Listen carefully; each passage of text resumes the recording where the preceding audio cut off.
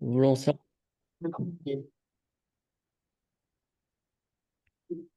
Ok, bonsoir à toutes et à tous pour cette nouvelle clinique d'Afac Santé. Donc, on accueille ce soir le professeur Viti Tran, j'espère que j'écorche pas le nom, qui est PUPH en épidémiologie et qui est spécialisé avec deux thématiques de recherche principales. La médecine minimalement disruptive dans le cas de maladies chroniques, dont il va nous parler ce soir, et des méthodes de sciences citoyennes via des questionnaires en ligne avec des questions ouvertes pour impliquer les patients directement dans la génération d'idées pour la recherche. Il a fait médecine jusqu'en 2012, ensuite a fait un M2 sur l'évaluation thérapeutique et épidémiologique, un PhD en épidémio clinique et a passé son HDR en 2021. Et à noter qu'il a fait un postdoc en Côte d'Ivoire, c'est pas très fréquent, sur tout ce qui est approche HIV, sur la prévention, la transmission mère-enfant, l'amélioration de la prise en charge des adultes et des enfants atteints de HIV. Donc il est MCU-PH jusqu'en 2023 et est passé PUPH en 2023 dans notre université. Et donc, je lui laisse la parole pour nous parler de médecine numérique disruptive. Merci. Merci beaucoup. Plutôt de la médecine minimalement disruptive, mais c'est exactement ça. Euh, du coup, j'y vais. Euh, pour commencer, en fait, il faut se souvenir que la plupart des patients, en fait, ont des maladies chroniques et qu'à peu près 40% de la population adulte dans les pays occidentaux ont des maladies chroniques. Et évidemment, plus les gens sont âgés et plus il y a un nombre important de maladies chroniques. Par exemple, sur cette figure, il fait une grande vague bleue. Et ben, aux alentours de 60 ans, il y a à peu près 70% des gens qui ont au moins une maladie chronique, 50% qui en ont au moins deux, etc., etc. Le fait que la plupart des gens aient une maladie chronique est également représenté dans cette figure qui est assez intéressante, qui est faite à partir des mêmes données anglaises d'un gros échantillon de patients qui sont suivis par des généralistes. Et en fait, en abscisse et en ordonnée, on a les maladies les plus fréquentes, les maladies chroniques les plus fréquentes qu'il y avait dans leur échantillon. Donc, par exemple, ici, eh ben, on a les maladies coronaires et on voit que 52% des patients qui ont une hypertension ont également une maladie coronaire, etc. En fait, dans cette figure, la colonne la plus intéressante, c'est celle qui est en rouge, comme ça permet de bien le voir. Et ce qui est intéressant, c'est de voir que, en fait, eh ben, c'est la proportion de gens qui n'ont que la maladie de la ligne. Il n'y a que 8% des patients qui n'ont qu'une maladie coronaire, mais il n'y a que 17% des patients qui n'ont que du diabète. Ça veut dire qu'en fait, la plupart des gens qui ont du diabète ont une maladie chronique et que la prise en charge du patient diabétique n'existe pas, parce qu'en fait, c'est la prise en charge des patients qui ont du diabète parmi d'autres maladies chroniques. Euh, Tout notre système en fait de prise en charge des patients, il a été inventé au 19e siècle et en fait, il a été fondé sur l'idée que la prise en charge des maladies chroniques, ça va être la prise en charge d'une maladie qui est relativement stable au cours du temps et du coup, on va espacer les consultations et voir le patient régulièrement pour faire des petits ajustements du traitement.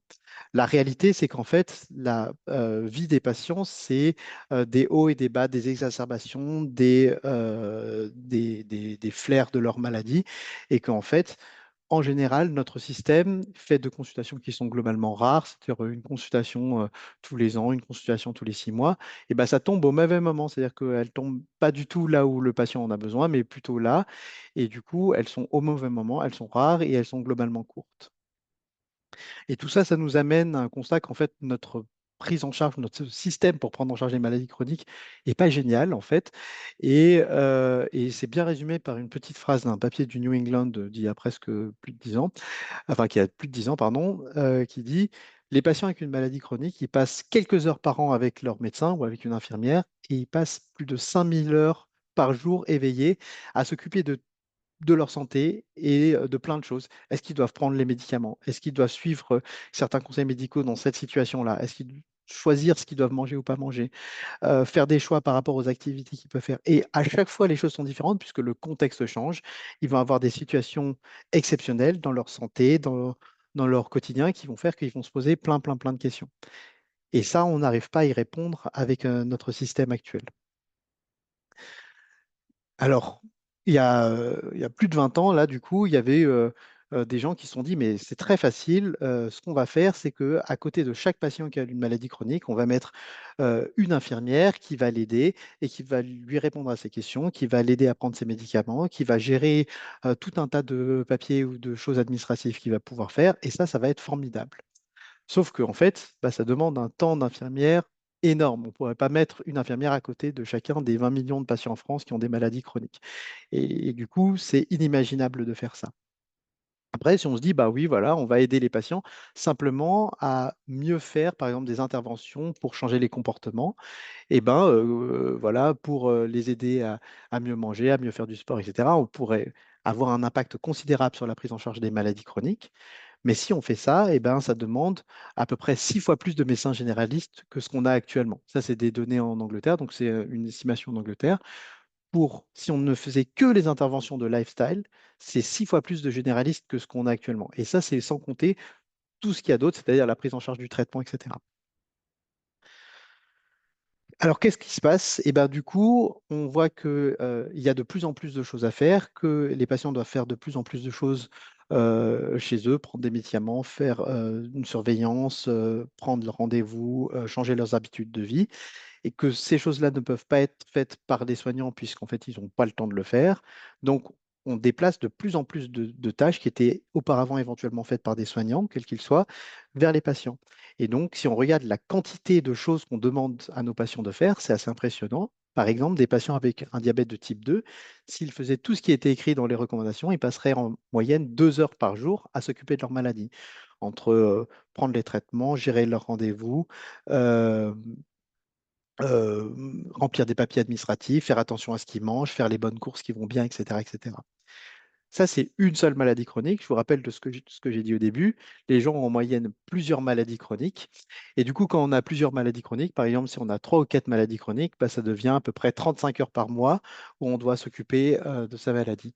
Et donc, c'est devenu un job à mi-temps. En fait, vivre avec une maladie chronique, en termes d'efforts demandés par le patient, c'est devenu un job à mi-temps. Et dans une étude qu'on avait faite, on a montré que près de 40% des patients qui ont des maladies chroniques et une multimorbidité, le fait d'avoir plusieurs maladies chroniques, n'imaginent pas poursuivre la même quantité d'efforts tout au long de leur vie. Ça veut dire qu'ils disent, OK, là, je suis en train de faire des efforts, j'espère que ça ne sera pas comme ça tout le reste de ma vie. Dans ce système actuel, c'est plutôt le cas. C'est là qu'on arrive à ce qui nous intéresse le plus, c'est donc de se dire, mais comment est-ce qu'on peut faire différemment? On s'est dit déjà que bah, les infirmières, c'était pas faisable parce qu'on n'avait ni le personnel ni l'argent pour le faire, mais peut-être que la médecine digitale, c'est le truc qui va changer la donne. La médecine digitale qui va permettre de suivre les patients à distance entre deux consultations, c'est ce qu'on veut en capturant plein de données, des données très précises sur leur comportement, leur physiologie, éventuellement leur biologie, etc, et la capacité d'analyser ces données en temps réel par de l'intelligence artificielle et la capacité, en fonction des résultats, de déclencher des interventions à distance. C'est ça la promesse de la médecine digitale. Donc ça permettrait de changer la réactivité de la prise en charge des patients. C'est-à-dire qu'aujourd'hui, le patient, il est entre deux consultations, il s'aggrave. S'il ne consulte pas à ce moment-là, on changera son traitement seulement à la consultation suivante, qui est éventuellement quelques mois après. Avec la médecine digitale, peut-être qu'au moment où il est en train de s'aggraver, on pourrait adapter le traitement à ce moment-là, éviter qu'il s'aggrave trop et éviter des hospitalisations, mieux équilibrer les patients au cours du temps, etc. C'est également très adapté aux interventions pour changer les comportements des gens. On a bien compris que un médecin qui nous parle 5 minutes d'activité physique, c'est pas pareil que euh, quelque chose qui va nous rappeler en permanence qu'il faut le faire, avoir un, un programme qui est personnalisé à nos besoins, à notre calendrier, à ce qu'on est capable de faire, etc. Ça permet de limiter le problème qu'entre deux consultations, les patients sont complètement lâchés dans la nature. Là, il y a des données qui vont remonter, qui vont pouvoir être analysées, etc. Et puis, peut-être que ça va pouvoir alléger le fardeau des soignants, puisqu'il y a un certain nombre de choses qui vont pouvoir éventuellement être faites de manière automatique. Donc, la médecine digitale, à ce stade-là, on se dit, c'est merveilleux. C'est merveilleux, sauf que, et c'est là l'exposé que je vais faire, le premier point, c'est que la médecine digitale, elle est merveilleuse, sauf qu'en fait, elle n'est pas du tout adaptée à la réalité épidémiologique des patients qui ont une maladie chronique. La première diapositive que je vous ai montrée, c'est que en fait, la plupart des gens qui ont une maladie chronique ont en fait plusieurs maladies chroniques. Or, la médecine digitale, c'est des solutions digitales qui sont créées problème par problème et maladie par maladie. Alors, pour étudier ça, on a fait une étude très simple, très naïve. On s'est dit, on va imaginer une patiente qui a 5 maladies chroniques, pas un truc délirant, mais une patiente qui a de l'hypertension, une BPCO, du diabète de type 2, de l'arthrose, de l'ostéoporose. Parfait. Et puis pour cette patiente, on va regarder toutes les applications ou tous les devices, tous les objets connectés qu'on pourrait lui prescrire. On ne s'intéresse pas à tout ce qui est bien-être, on regarde ce qui est prescrit par les médecins, donc soit ce qui est autorisé comme un dispositif médical par la Food and Drug Administration aux États-Unis, soit qui est recommandé par ORCHA, qui est une plateforme internationale pour revoir les applications et les dispositifs médicaux à destination des médecins pour leur servir de base comme la prescription. En particulier, Orcha, c'est très utilisé en Angleterre par le NHS. Donc on se dit, on prend seulement les trucs les plus solides, ceux où il y a une évidence forte sur le fait que ça marche, et puis on se dit, bah, qu'est-ce qui va se passer pour Notre-Dame qui a 5 maladies chroniques? La première chose, c'est qu'on trouve 148 dispositifs digitaux qui peuvent être prescrits à cette patiente. Il y en a une partie qui vient de Orcha, c'est 80 applications, et puis une partie d'objets connectés ou d'équivalents de devices médicaux qui vient de la FDA. La plupart sont, comme je vous disais, créés pour répondre à un problème donné. Par exemple, j'ai une application pour la nutrition dans le diabète. Ça, il y en a plein. J'ai une application pour l'observance dans l'asthme. Ça, il y en a plein. Vous voyez bien qu'elles sont focalisées sur des problèmes hyper précis. Et il n'y en a que 3% qui, en fait, pouvaient accepter le fait que le patient ait plusieurs maladies. Deuxièmement, je vais faire un exercice de combinatoire, ça veut dire que je vais regarder l'ensemble de toutes ces applications et de tous ces objets numériques. Je vais regarder exactement qu'est-ce qu'elles font comme fonction. Par exemple, elles m'aident pour l'observance de mes traitements, elles me donnent une information pour mon diabète, elles me permettent de suivre ma glycémie, etc. Donc, je regarde l'ensemble des fonctions et puis je vais essayer de créer le set d'objets connectés et d'applications qui me permet d'avoir le nombre minimal d'objets connectés pour avoir le nombre maximal de fonctions. Alors, la première combinatoire que je fais, je me dis, bah, moi, je veux tout. Moi, je suis un médecin, je crois fort à la médecine digitale. Et donc, je me dis, il me faut tout ce qui est possible. Et bien, s'il me faut tout ce qui est possible, la patiente, elle doit avoir 40 objets connectés et applications. Donc, on se dit, ouais, OK, on va se calmer, on va être réaliste. Donc, quelqu'un qui est réaliste, il se dit, moi, je veux les fonctions qui sont jugées comme les plus importantes. Pour savoir ce qui est jugé comme les plus importants, eh ben, on va demander à des professionnels de santé, on va leur montrer l'ensemble des fonctions, indépendamment des dispositifs, et on va leur dire, pour cette patiente qui a 5 maladies chroniques, qu'est-ce que vous jugez qui est une fonction qui serait très importante pour le suivi de cette patiente? Ils vont identifier 28 fonctions, et pour couvrir ces 28 fonctions, j'ai besoin de 15 dispositifs, donc 13 applications, et puis entre 7 et 8 objets connectés, parce qu'en fait, il y a des objets connectés, enfin, il y a des applications qui peuvent se connecter à plusieurs objets connectés. Et donc, en fait, c'est la démonstration un peu très naïve et très bête que aujourd'hui, pour cette patiente-là, on n'a pas un modèle qui est viable. C'est-à-dire qu'on imagine mal cette patiente se balader avec ses 13 applications, son médecin se connecter à 13 plateformes différentes pour récupérer les données de la patiente. Si on ne fait pas une patiente qui a 5 maladies chroniques, mais des patients qui ont une, deux, trois, quatre, cinq, six, sept, etc., combinaison des différents problèmes, sachant qu'en plus des maladies chroniques, on a rajouté par exemple le fait que la patiente doive arrêter de fumer, ou, etc. Et ben, on voit très rapidement l'accumulation des solutions digitales pour les problèmes des patients. C'est-à-dire que par exemple, si la patiente elle a besoin de gérer sa douleur et d'avoir un support pour arrêter de fumer, et ben, en fait, on est déjà à 3 applications parce qu'en fait, parmi les fonctions qui sont jugées importantes, ben, il y en a qui ne sont pas couvertes par une seule application, on a besoin déjà de 2 trucs pour le faire. Donc c'est vraiment la première démonstration, c'est de se dire, la médecine digitale, dans sa forme actuelle, n'est pas du tout adaptée à la réalité épidémiologique des gens qui ont une maladie chronique. Deuxièmement, assez sous-estimée, elle génère un nouveau type de fardeau du traitement. C'est-à-dire qu'en plus de tout ce qu'ils doivent déjà faire pour se soigner, les patients vont devoir faire de nouveaux trucs. Pour étudier ces nouveaux trucs, bah, ce qu'on a fait, c'est qu'on a regardé toutes les études, en particulier les essais contrôlés randomisés, qui évaluaient des interventions utilisant des outils digitaux. Et on a extrait de ces études toutes les thématiques où, à chaque fois qu'ils mentionnaient quelque chose qui pouvait être un facteur jouant sur le fait d'utiliser ou non l'application. Par exemple, gérer les problèmes de batterie, gérer les problèmes de connectivité. Bah, c'est pas pareil, je peux plus aller me balader en haute montagne. Les problèmes de portabilité. Par exemple, quand on a des dispositifs avec des pompes à insuline, pendant très longtemps et encore maintenant, on se dit, mais c'est formidable, c'est génial, ça rend les choses incroyablement plus transparentes pour les patients. Et puis, depuis quelques années, sur les réseaux sociaux, il y a énormément de patients qui sont incroyablement gênés quand ils sont au bord de la mer pendant l'été, parce que tout d'un coup, ils vont se balader avec un truc et ça va générer plein de questions, etc. Ça génère des alarmes, des bips, des sons, des trucs tout le temps et parfois au mauvais moment. Je suis en train de faire une keynote pour la faculté de santé, bah, c'est pas le moment que le truc se mette à biper en me disant il faut que tu te lèves et que tu bouges. C'est relativement intrusif. J'ai l'impression que Big Brother me regarde, etc. Et donc tout ça, en fait, c'est des choses en plus. Ça veut dire qu'avant, dans un système très traditionnel médié par des humains, bah, on n'a pas ces problèmes-là, mais maintenant les patients vont devoir faire attention à toutes ces choses-là, aux batteries, à la connectivité, à la portabilité et à chaque chose qu'ils font avec des objets connectés. Ça, c'est un deuxième point. Un, c'est pas adapté à la multimorbidité. Et deux, ça génère un fardeau du traitement. Troisième problème, eh ben, on a un problème pour engager les patients sur le long terme. En fait, la plupart des solutions digitales sont conçues one size fits all, c'est la même pour tout le monde et elles ne sont pas personnalisées au contexte des patients. La grosse différence, c'est que La grosse différence, c'est que les interventions classiques médiées par des humains, par exemple, si vous allez voir votre médecin pour arrêter de fumer, eh ben, il va en fait, en réalité, il va l'adapter. Il va faire plein de choses, un peu discrètement, des fois dans sa tête, etc. Il va se dire, ah oui, mais cette personne, peut-être que je devrais lui proposer ça plutôt que ça. Peut-être que je devrais lui dire des choses comme ci plutôt que comme ça. Peut-être que je vais m'adapter à ses horaires de travail, etc. Et en fait, le médecin humain, qui est incroyablement intelligent, va faire plein de personnalisation sur l'intervention pour qu'elle soit le plus acceptable pour le patient.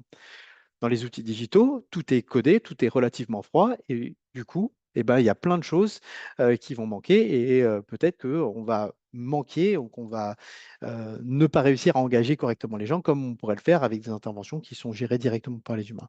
Donc pour améliorer les interventions digitales, on se dit bah, peut-être qu'un truc à faire, c'est de mimer comment un professionnel de santé pourrait faire. Alors pour ça, on réfléchit à trois choses. La première, c'est qu'on se dit, bah, on n'a qu'à regarder comment les médecins font pour personnaliser les soins. Donc, indépendamment du digital, on leur demande, mais voilà, quand vous prescrivez des choses, comment vous personnalisez ces choses-là. La deuxième chose, c'est qu'on peut regarder dans les interventions personnalisées existantes comment elles sont personnalisées. Et puis après, je vous parlerai un petit focus d'un truc un peu particulier qui est la personnalisation au bon moment. C'est-à-dire qu'il y a la personnalisation quand on prescrit l'intervention, à qui je la prescris, à qui je la prescris pas, ou quelles sont les modalités au moment où je la prescris, comment je vais le faire. Et puis après, il y a peut-être la personnalisation au cours du temps en fonction bah, de la tolérance, en fonction de l'efficacité, en fonction du perçu du patient, comment je modifie ça au cours du temps. Si on regarde les facteurs utilisés par les médecins pour personnaliser les soins, donc pour faire ça, en fait, on a fait tout bêtement une enquête auprès de 1340 médecins. Et ça nous a aidé à identifier 40 marqueurs qui sont utilisés pour personnaliser des interventions. Voilà. Donc, ils peuvent être liés à des caractéristiques des patients, par exemple les préférences des patients ou les capacités, par exemple, s'il est capable de comprendre des trucs plus compliqués ou moins compliqués, etc.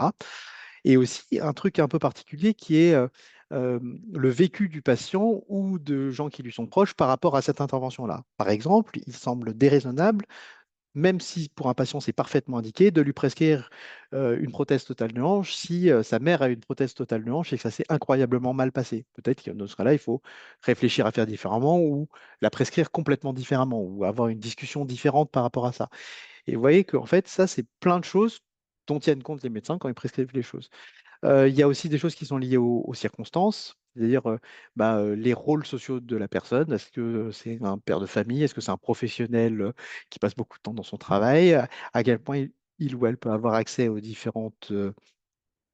soins, à différentes choses, à des professionnels de santé expérimentés, pas expérimentés, au support qu'il peut avoir dans sa vie courante, à son environnement de vie, urbain, non urbain, des étages, pas d'étages, etc. Et c'est assez intéressant de voir qu'en fait, les médecins personnalisent en permanence énormément. Ce qui fait qu'en permanence, les médecins vont dévier des recommandations de pratique clinique et que c'est tout à fait normal qu'ils dévient des recommandations de pratique clinique, puisque les recommandations de pratique clinique sont imaginées comme des règles générales pour une population donnée, mais pas comme des règles qui doivent être appliquées à tous les patients. Et juste comme note, il y avait un super papier dans Annals of Internal Medicine assez vieux, où en fait on montrait que toutes les déviations la plupart, pas toutes, 99% des déviations des pratiques cliniques observées chez les médecins, en fait, elles étaient liées à de la personnalisation, c'est-à-dire qu'ils avaient choisi consciemment pour ce patient de ne pas faire ce qui était recommandé parce qu'en fait, ils pensaient que pour lui, il fallait faire plutôt autre chose parce que A, B, C, D, E, F. Donc, peut-être qu'une première chose à faire, c'est de regarder ces différents marqueurs et puis de les implémenter dans les applications digitales. La deuxième chose qu'on peut faire, c'est regarder des interventions déjà personnalisées, comment on les personnalise. Alors pour ça, on a regardé 109 protocoles d'essais contrôlés randomisés qui évaluaient des interventions là sur l'arrêt du tabac. On s'est focalisé comme exemple sur l'arrêt du tabac. Et puis on a regardé ben, quelles étaient les variables qui étaient utilisées. Donc c'est ce qu'on a fait. Et puis après, on a fait un petit truc rigolo. On a demandé aux patients est-ce qu'ils pensaient que c'était une variable importante ou non, et on a demandé à médecins est-ce qu'ils pensaient que c'était une variable importante ou non. Donc, les 36 pardon, marqueurs de personnalisation qu'on a identifiés dans les interventions personnalisées pour l'arrêt du tabac, c'est les petits points. Et puis, en ordonnée ici, c'est à quel point c'est important pour les patients. Donc, quand c'est tout en haut, c'est important pour les patients. Et ici, en abscisse, c'est est-ce que c'est important pour les médecins. Donc, par exemple, le vin, il est à la fois important pour les patients et pour les médecins. Donc, il y a deux choses qu'on remarque, c'est que, un, bon, les patients et les médecins sont globalement relativement d'accord. Si on regarde dans le détail, il y a quand même une petite différence, c'est que en termes d'échelle, les médecins sont plutôt entre 2 et 5, alors que les patients sont plutôt entre 0 et 3. Ce qui fait qu'en fait, ce que ça veut dire, c'est dire que les médecins sont beaucoup plus certains. Par exemple, si on leur dit est-ce que ça c'est important, ils vont dire oui, ça c'est très important, non, ça c'est pas important. Les patients vont être beaucoup plus modérés. Pour eux, il y a énormément de choses où ils ne sont pas totalement sûrs si c'est important ou pas, etc. Donc les médecins ont un avis beaucoup plus tranché. Puis la deuxième chose, c'est que dans quelques cas, il y a des discordantes. Par exemple, le numéro 28, c'est le patient a une comorbidité psychiatrique. Bah, pour les médecins, ils vont se dire, ah ouais, ça, il faut quand même que je prenne en compte dans ma prescription. Alors que pour les patients, évidemment, ils vont se dire, bah non, je devrais. Moi, je n'aimerais pas qu'on me prenne en charge différemment simplement parce que j'ai une maladie psychiatrique. Et vous voyez que c'est des différences de perspective qui ne questionnent pas nécessairement le fait qu'on doive personnaliser là-dessus, mais peut-être qu'on doit accompagner la personnalisation en discutant bien, en explicitant pourquoi on fait les choses et en ouvrant des discussions avec le patient. Donc ça, c'est dans la pratique clinique générale. Et puis dans les interventions digitales, bah, peut-être qu'il faut avoir une vision exhaustive en prenant beaucoup de choses, mais aussi en regardant l'acceptabilité de poser des questions aux gens et de montrer qu'on personnalise sur ces choses-là.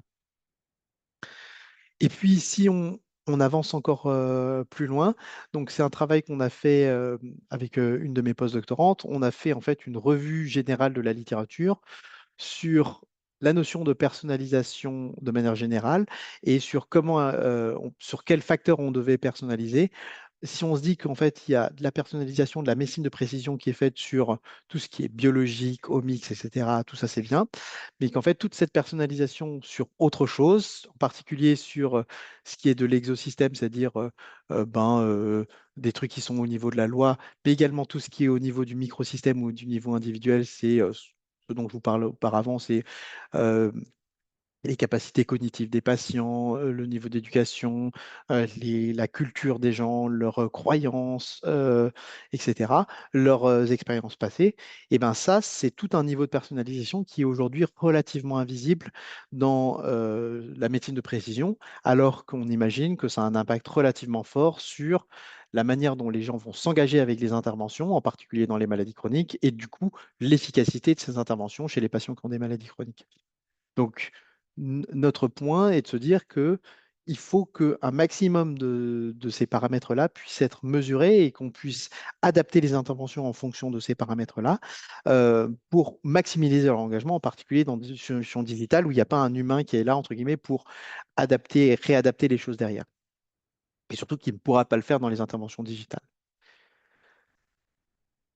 Un autre point important, c'est la personnalisation au cours du temps. Et du coup, la personnalisation au cours du temps, c'est ce qu'on appelle des Just-in-Time Adaptive Interventions. En réalité, qu'est-ce que c'est? Ça va être des interventions thérapeutiques un peu particulières où vous allez avoir un suivi des patients au cours du temps.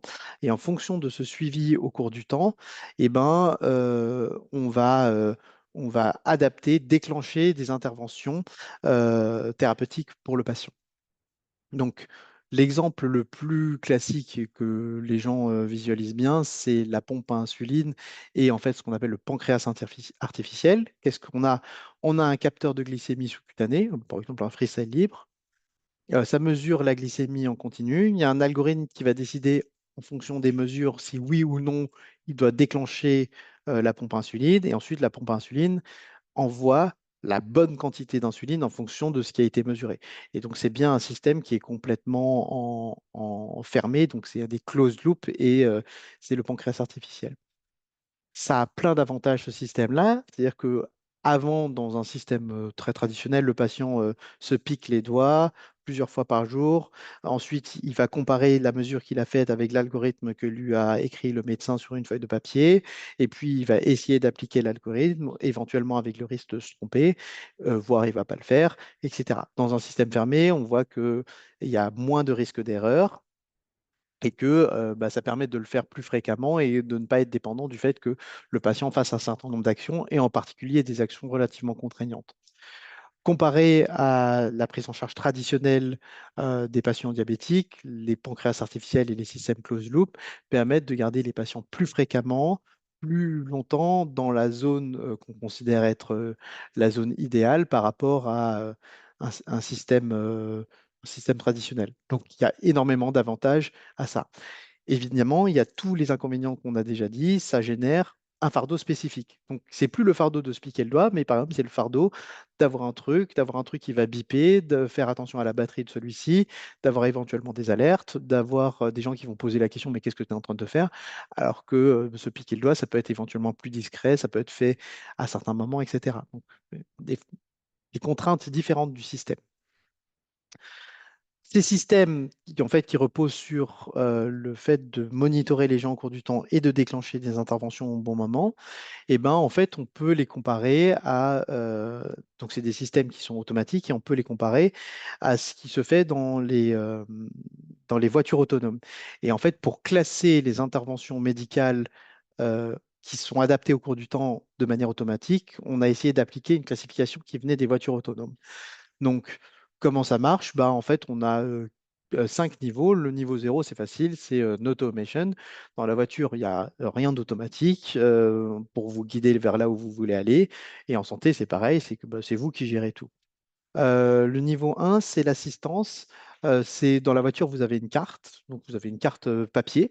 Donc, vous pouvez avoir une idée de là où vous allez, comment vous allez, mais c'est tout. Il n'y a personne qui va vous aider à le faire.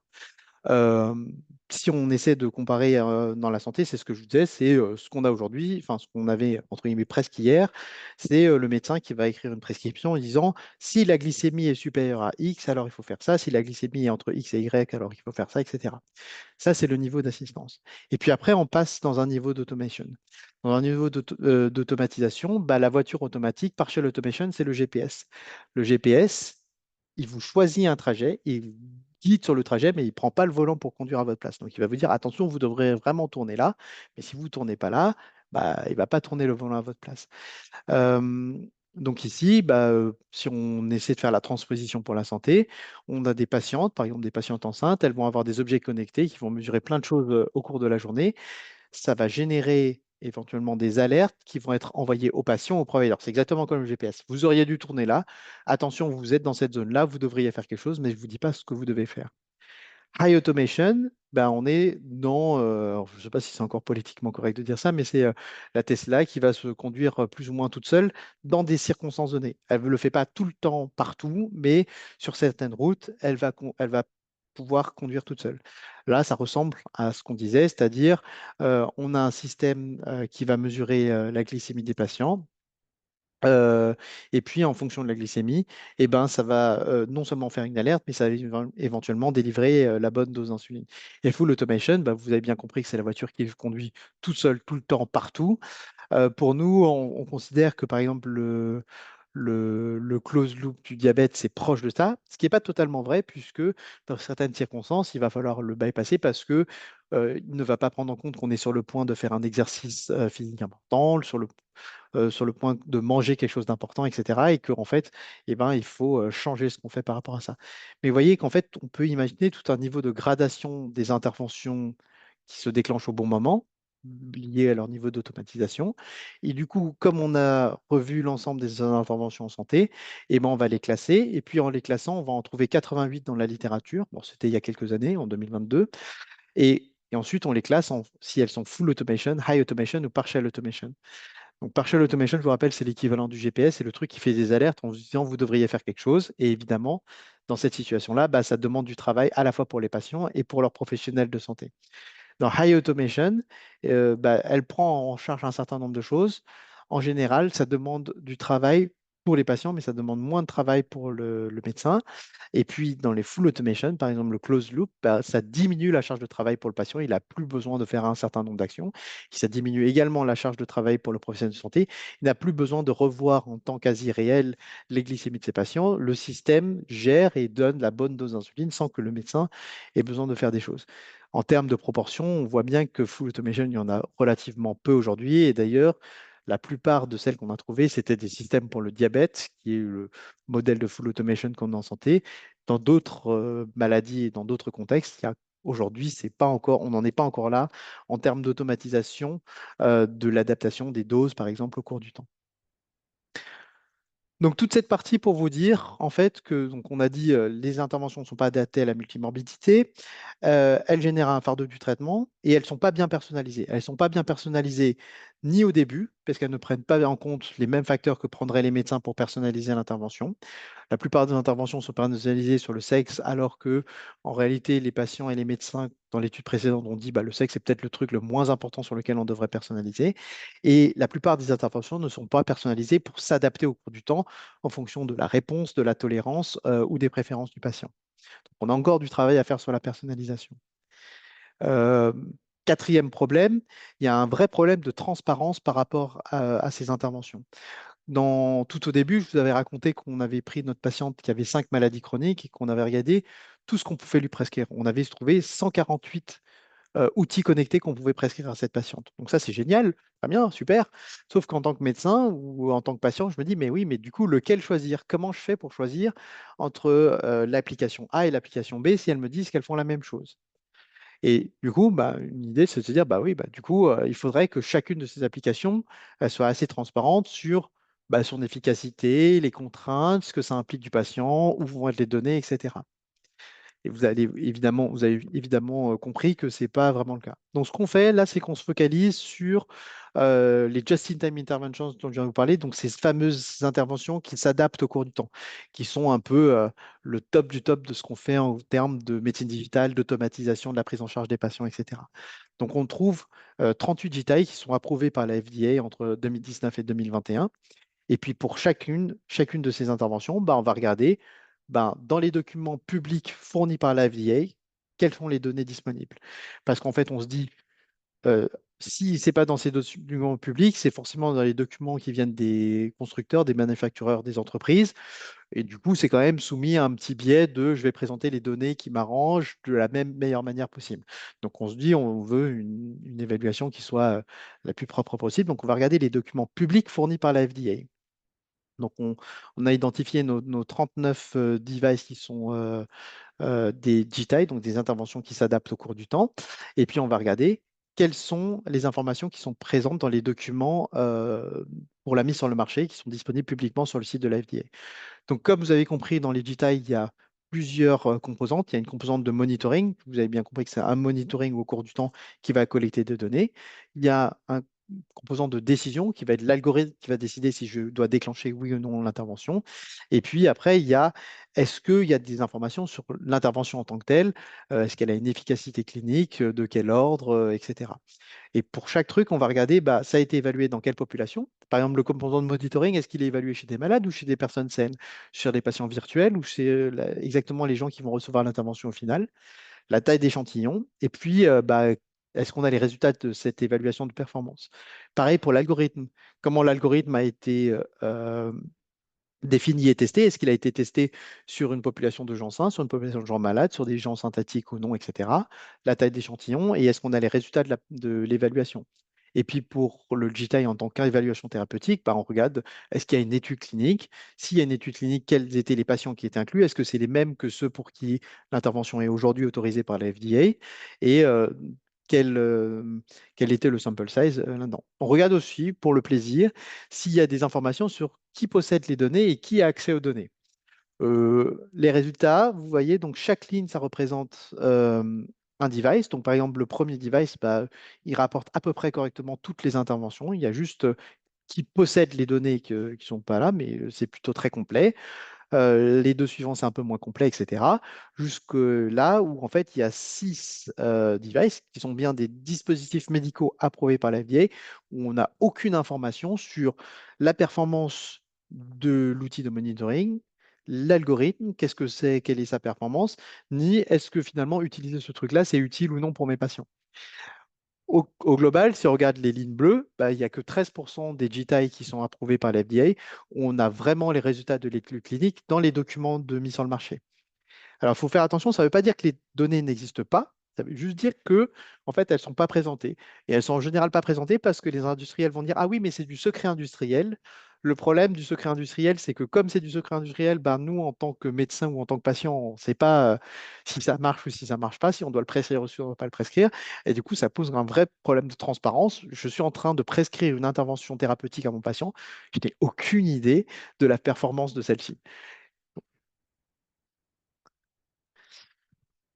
Ça, c'était sur les digital. On a aussi regardé un deuxième truc qui est hyper à la mode, qui est les digital therapeutics. Les digital therapeutics, c'est défini comme en fait euh, une intervention de santé qui est médiée par un dispositif connecté ou une application. En général, c'est par une application et c'est très software.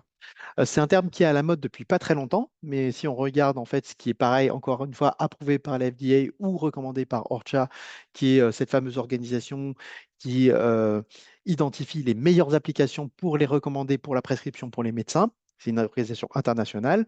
Ben, on a déjà 79 DTX qui répondent à nos critères d'éligibilité et sur lesquels, normalement, ben, on devrait avoir une idée de leur efficacité. Là, en digital therapeutics, dans son nom, il y a bien thérapeutique, c'est une intervention thérapeutique. On devrait savoir comment elle marche. Donc, qu'est-ce qu'on fait pour ces digital therapeutics? On fait quelque chose de relativement simple. On regarde, soit il y a des données disponibles avant la mise sur le marché, c'est vert et bleu. Alors, bleu, ça veut dire que c'est des essais contrôlés randomisés et vert, c'est des données observationnelles. Soit, en fait, il y a des données, mais elles n'étaient pas disponibles au moment sur la mise sur le marché, elles sont arrivées après. Donc, c'est le jaune clair et le orange. Soit, en fait, il n'y a pas de données qui sont disponibles, mais on trouve, en fait, une mention d'une étude. On sait qu'il y a une étude, mais on n'a aucune idée des résultats. Donc, si on est gentil, on se dit qu'en fait, les quatre premières catégories, jusqu'à orange, on va considérer que c'est acceptable. Si on considère que c'est acceptable, de manière générale, eh ben, il n'y a qu'un tiers des DTX de manière générale qui ont une étude d'efficacité où on peut retrouver les résultats.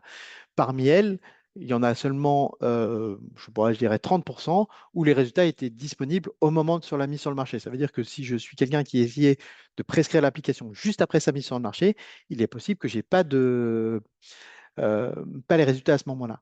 Et plus inquiétant, c'est le rouge foncé où on n'a aucune idée de s'il y a une étude qui a été faite ou pas. C'est-à-dire que on ne sait pas s'il y a des études et on ne retrouve aucune étude là-dessus. Donc là, pour chercher les études, je suis désolé, j'ai oublié de le mentionner, on regarde non seulement toutes les bases de données publiques, les registres d'essais cliniques comme clinicaltrials.gov, mais aussi toutes les études publiées dans PubMed, etc.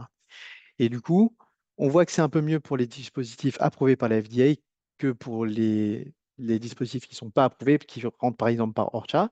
Mais même pour les dispositifs qui passent par un processus relativement strict par la FDA, bah, pour à peu près 25% d'entre eux, il n'y a aucune notion d'étude parce qu'il y a encore une confusion assez importante entre dispositif médical et intervention thérapeutique où on n'a pas encore le même standard pour ces objets-là que on pourrait l'avoir pour le médicament.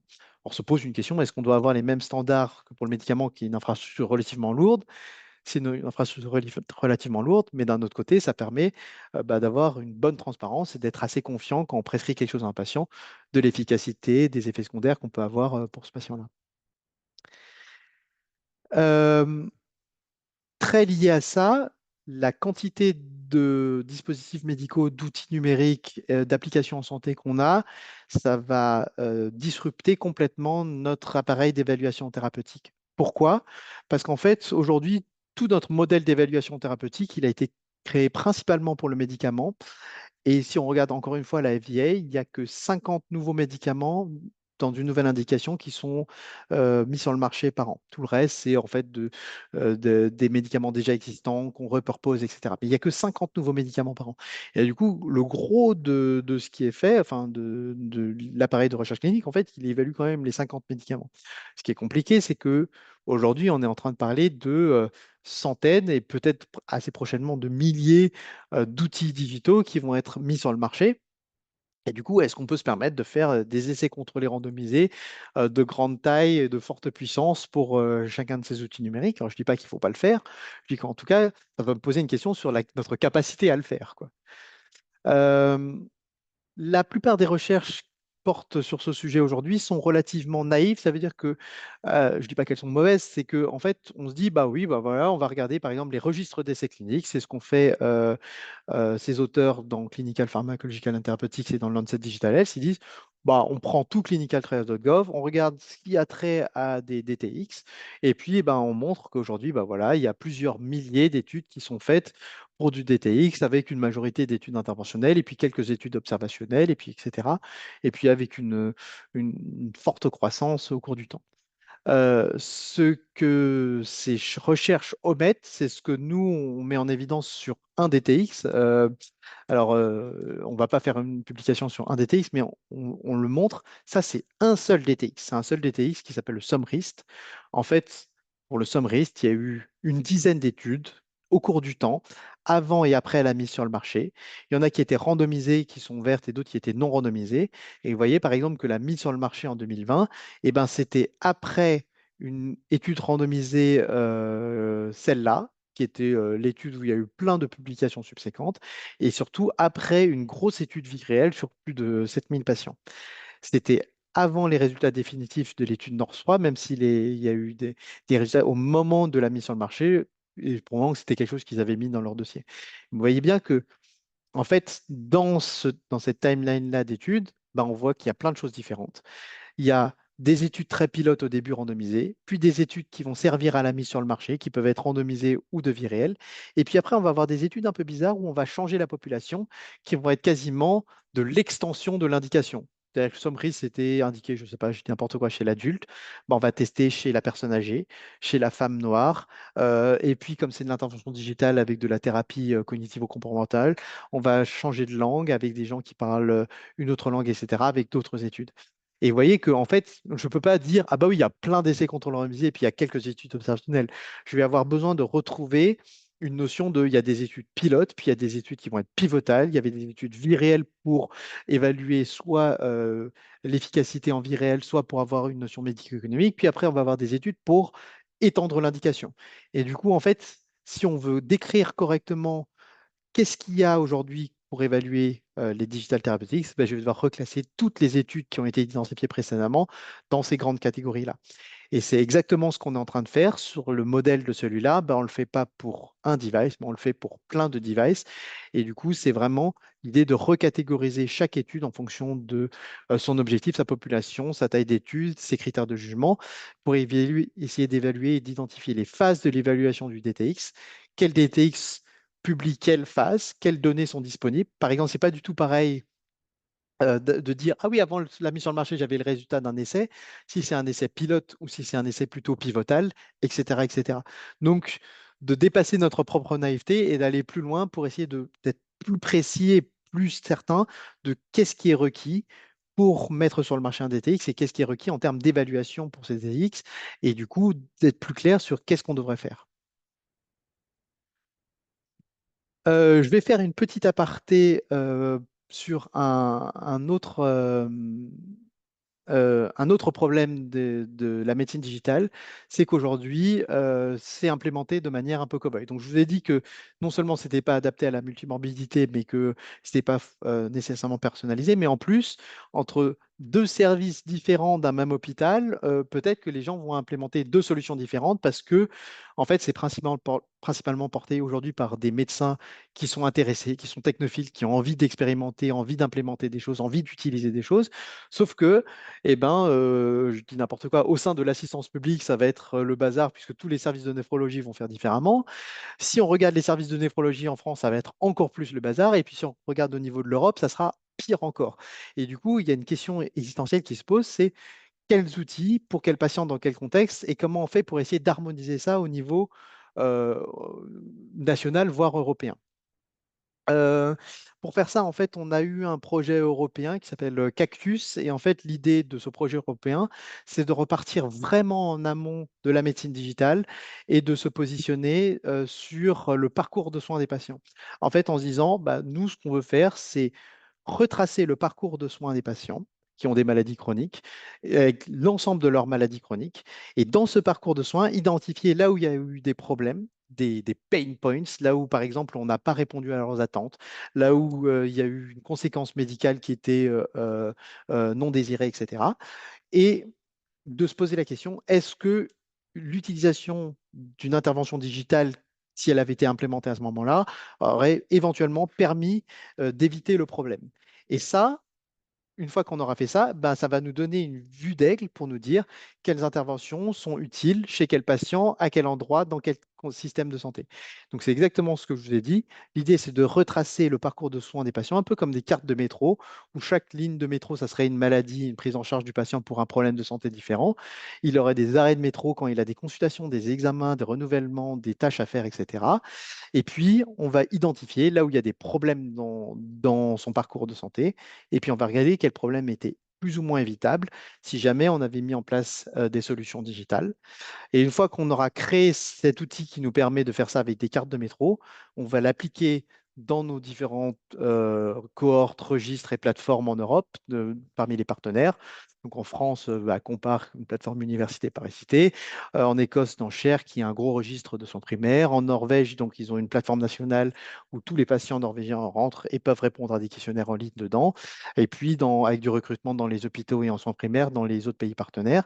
Et ça va nous permettre de dresser une immense carte des parcours de soins de santé en Europe, qui vont nous permettre de regarder la complexité des parcours de santé et pas ceux par rapport au système de santé, de regarder où est-ce qu'il y a des problèmes, pour qui, quand, comment, et puis de regarder quelle solution digitale pourrait être implémentée. Et ça va nous aider à nous dire, en fait, peut-être qu'il ne faut pas mettre de la télémédecine parce qu'on a envie de mettre de la télémédecine, mais il faut la mettre, pardon, il ne faut pas mettre de la télémédecine en néphro parce qu'on a envie d'en faire, mais c'est peut-être très adapté pour les patients de néphrologie. En revanche, peut-être que pour les patients d'oncologie, il faut faire quelque chose de différent, etc. Et donc, c'est ça le projet qu'on veut faire. Et ça répond à une problématique qui est de dire, nous avons besoin d'outils pour prendre des décisions coordonnées à un niveau supérieur que celui d'un service clinique. Sinon, ça amène à une véritable foison d'outils et les patients et les médecins vont être complètement perdus puisque quand ils vont commencer à naviguer d'un hôpital à un autre ou d'un praticien à un autre, eh ben, ils vont devoir se connecter à différentes plateformes, ça va faire un bazar, puis au bout d'un moment, ils ne vont plus le faire et ça va être une perte de chance pour les patients. J'ai presque fini. Et puis la dernière chose, c'est que les outils digitaux, ils disruptent complètement nos process de soins.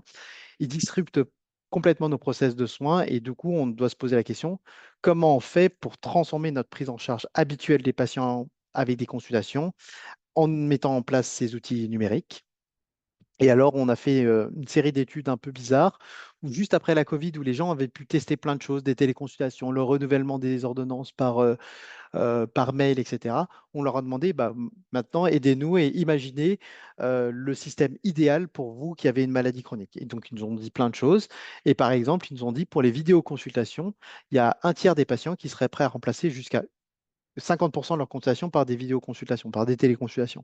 Alors, pas pour n'importe quelle situation. Par exemple, ils préfèrent que ce soit fait pour du renouvellement plutôt qu'en cas d'aggravation d'un symptôme existant.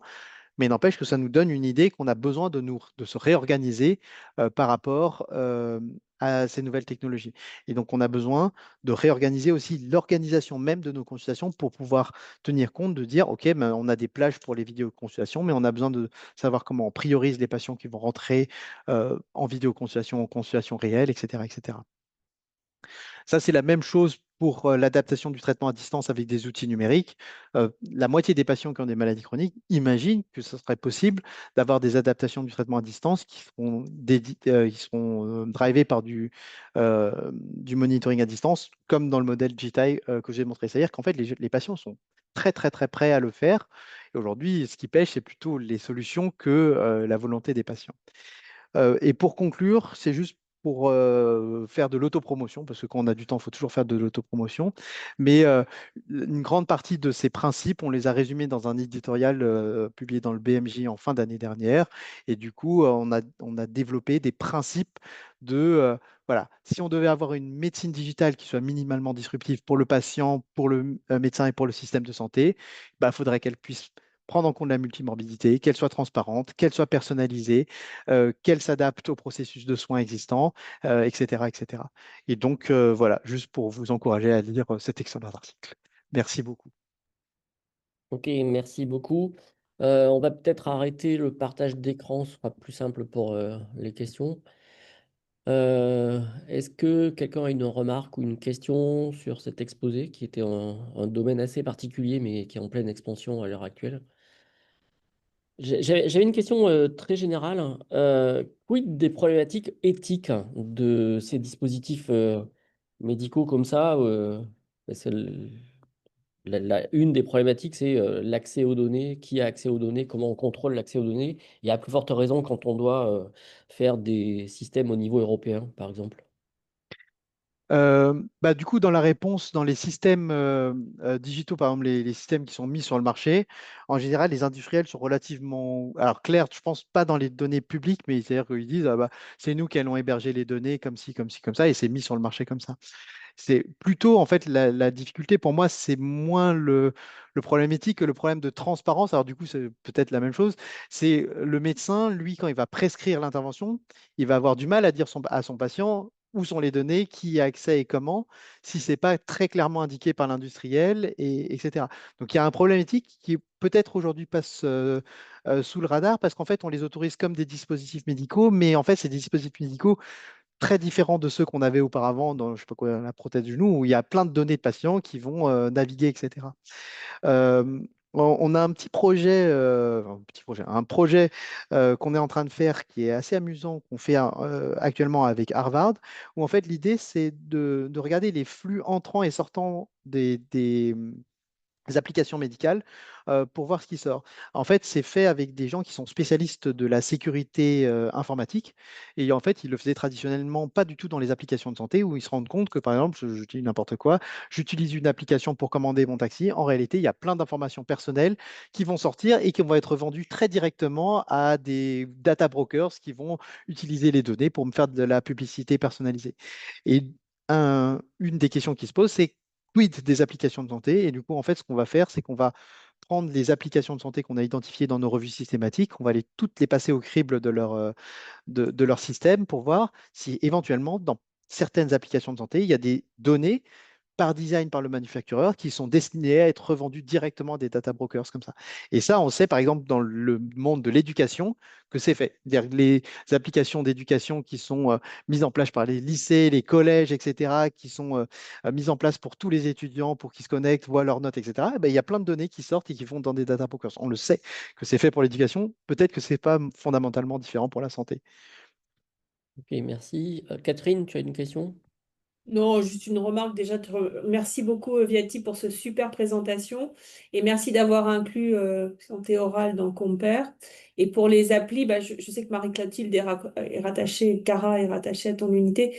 Il y a des applis qui se développent pour le brossage, pour le suivi des maladies parodontales, hein. J'ai par contre Claire Bigot que tu as dû rencontrer, qui a développé quelque chose. Il faut pas oublier parce que là, pour le coup, ça marche, à mon avis, super bien. Tout à fait. En plus, dans les trucs de brossage, souvent, on identifie moins ça à du médico-médical et c'est probablement là qu'il y a le plus de problèmes éthiques qui peuvent se passer, etc., quoi. Donc, oui. Ok, merci. Est-ce que quelqu'un a une remarque ou une question?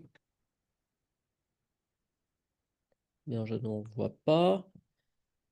Mais on va arrêter là, du coup. Merci encore pour cette intervention. Et puis, je vous recontacterai par rapport aux conséquences de cette intervention, puisqu'après, on va vous proposer de faire un petit article dans un média grand public. Bien, merci beaucoup encore à tous.